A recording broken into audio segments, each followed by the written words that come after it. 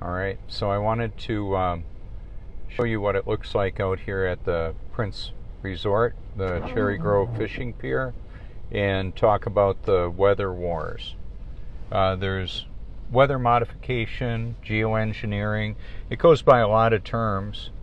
The effect of electronics and weather modification is definitely happening in our world. You can look at coverage from a variety of sources that show the exodus of a lot of the population off the East Coast, and then some of the damage that has occurred as a result of the storm, tropical storm Florence, Hurricane Florence. And you can see all the different details on that. But what I wanted to show you is just how the water seeks its level all over the face of the earth. That's just what it does.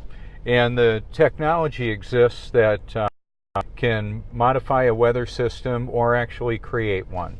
And I've got documentation on my Facebook pages, Weather Wars, and also on my YouTube channel. I just wanted to show you the massive waves that are coming in, and just imagine what that does to communities around the world.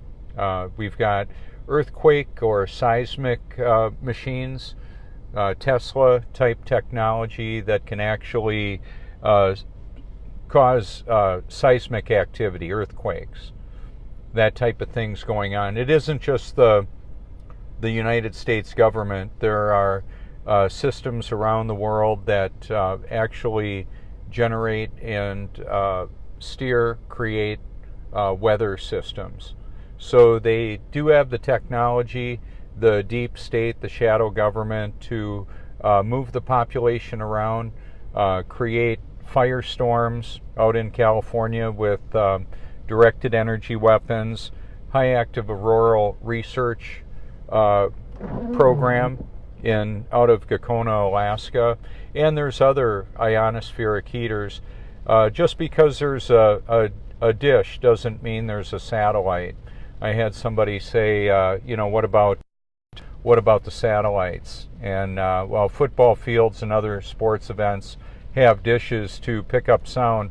Where I'm going with this is that the firmament above the face of the earth, many miles up, is actually a system where they can bounce frequency off of electronics. A lot of electricity, a lot of wattage, and HAARP is one of the terms that's a search phrase. Keep in mind with weather modification and other systems of population control, the control of humanity, there's a lot going on with that. And I encourage people to explore and seek the truth with all your heart. This is Robert Forsch. We're doing well. I wanted to do this broadcast from a more protected environment because the sound was really blown out on the earlier broadcast, and wanted to show you a little bit of what this looks like and to put it in scale. A lot of people had to chose to leave the beach this weekend and this week because of what's going on. And so just imagine that there are systems in the world to create droughts and storms and tsunamis and that type of thing. It's powerful.